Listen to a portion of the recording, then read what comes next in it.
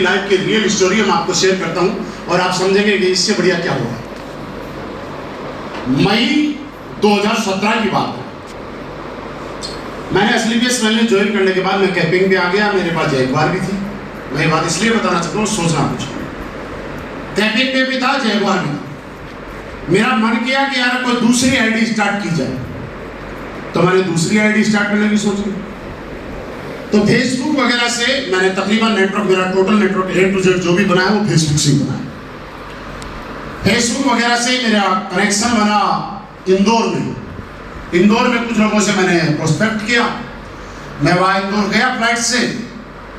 इंदौर में कंट्री नाम का होटल हुआ करता था, अब चाहे उसका नाम कुछ चेंज हो गया, किसी ने खरीद लिया। कंट्री में मैं 3 दिन रहा। मैंने कुछ लोगों को प्लान दिए। जितने लोग मिले पुरानी कंपनियों के लुटे पिटे, किसी के पास फोरम के पैसे नहीं, 27 SP के पैसे नहीं, तो मैं वापस आ गया। लेकिन बिजनेस कुछ भी नहीं आया। 1 महीने के बाद मैं फिर गया फ्लाइट से। फिर कंट्री में रुका 3-4 दिन।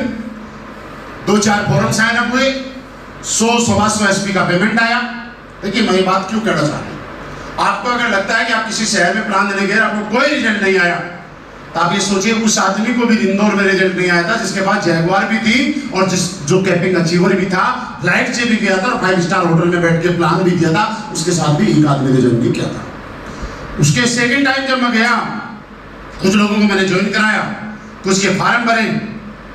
तीसरी बार मई 2017 में फिर जाना। तो उस दिन शनिवार का दिन था। शनिवार को मैंने ट्रेनिंग रखी थी। 20-22 लोग ट्रेनिंग में आने थे। कुछ फॉर्म भरे हुए, कुछ ज्वाइन किए हुए, 27-52 वाले, कुछ ऐसे जो प्लान देखने वाले थे वो भी बुला लिया हमने। और संडे को हमने बोला पहला सेमिनार करेंगे, मैं ही क्लोजिंग करूंगा, मैं ही प्लान दूंगा, सब कुछ मैं करूंगा। कब? जब मैं कैंपिंग अचीवर हूं और मेरे पास एक बार भी है।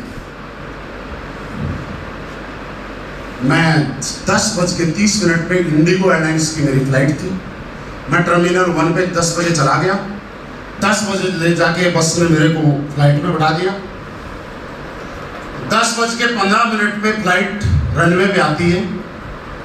फ्लाइट जब रनवे पे आती है तो दौड़ना शुरू कर दिया। आपने देखा होगा 10, 20, 30, 50, 60, 70, 80, 100, 150, 180, 270, 200, 280 के आसपास स्पीड में आके और फ्लाइट टेक ऑफ कर जाती है। जैसे ही 280 की स्पीड में आई, फ्लाइट फेल हो गई, उड़ नहीं पाई, इंजन फेल हो गया। सीट बेल्ट बंधा हुआ था, झटका लगा, किसी को चोट नहीं लगी। इंजीनियर को बुलाया गया। आधा घंटे तक फ्लाइट को चेक किया।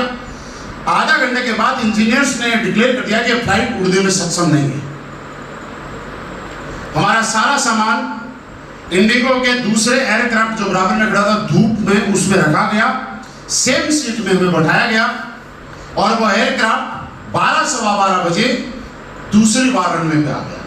अब मैं जो आपको बताने जा रहा हूं, वो बात बताने जा रहा हूं आज तक दुनिया में एयरलाइंस में कभी हुई नहीं है। पूरी दुनिया में नहीं हुई। आगे होगी या नहीं होगी कह नहीं सकता, आज तक। 12:15 12:30 बजे एयरक्राफ्ट आया, रनवे के ऊपर दौड़ना शुरू किया।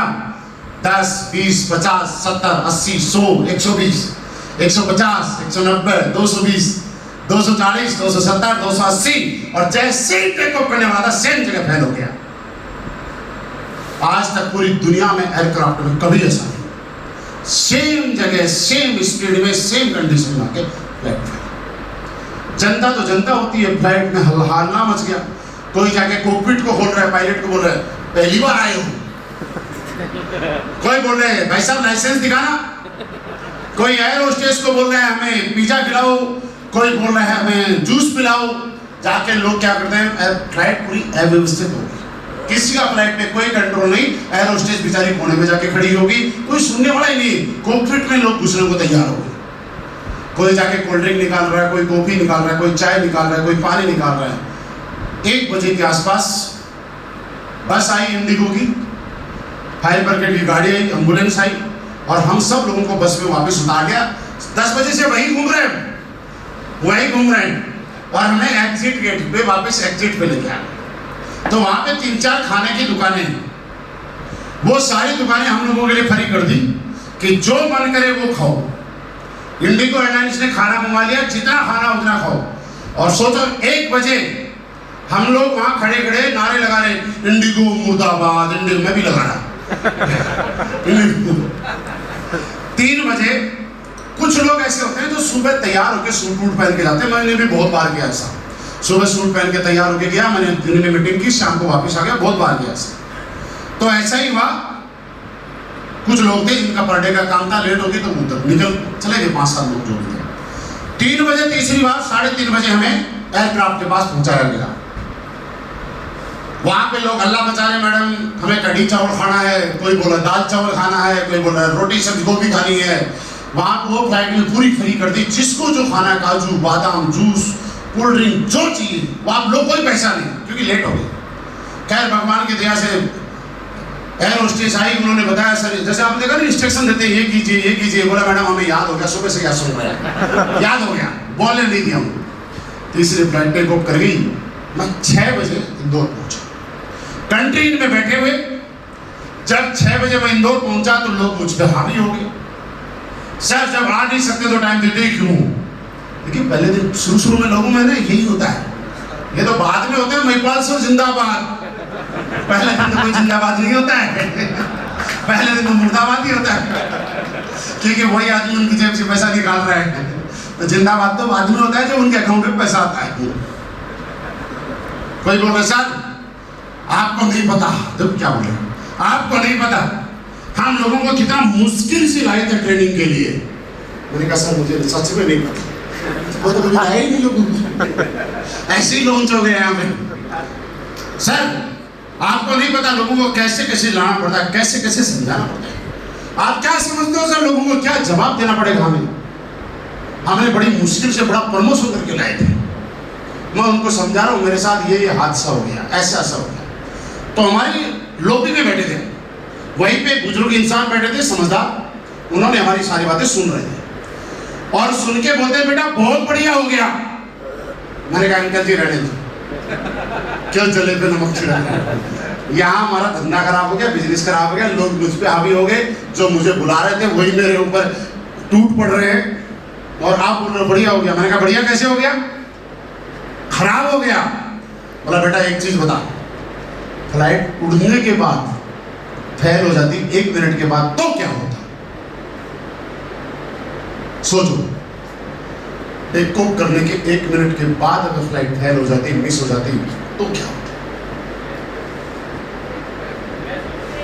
कुछ भी नहीं रहता, सब कुछ ही हो जाता, कुछ नहीं बचता, क्रैश हो जाती। आज तक आपने देखा होगा फ्लाइट क्रैश होने के बाद किसी में कुछ नहीं बचा सकता, सही है। अब क्या होता है, नेटवर्क का एक कीड़ा और होता है, हर सवाल का जवाब चाहिए। मैंने कहा ठीक है, दूसरी फ्लाइट क्यों फेल हुई, क्या बताओ? पहली मान ली, अच्छा उनको कुछ नहीं पता, उन्होंने बड़ी अच्छी लाइन बोली मुझे, बोला आप एक चीज बताओ, क्या आपकी फ्लाइट से कुछ लोग निकल के गए थे? मैंने कहा हाँ 6-7 लोग निकल के गए थे, बेचारों का इंदौर का काम होगा, फ्लाइट लेट होगी तो काम हो नहीं पाया तो निकल गए, इसमें कौन सी बड़ी बात है? बोला सारा मैटर वहीं पे है। मैंने कहा बताओ ना क्या मैटर, उनसे क्या है? बोला उनमें से कोई एक ऐसे आदमी था जिसकी आज मौत थी और जब तक वो फ्लाइट में था तब तक फ्लाइट टेक ऑफ नहीं कर रही थी और जैसे ही वो फ्लाइट से निकल गया उसके बाद तीसरी flight take off.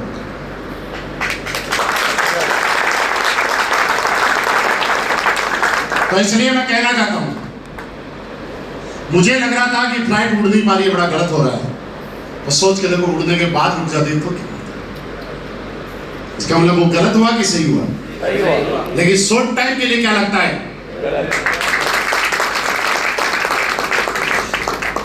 Short time के लिए गलत लगता है ना। yes.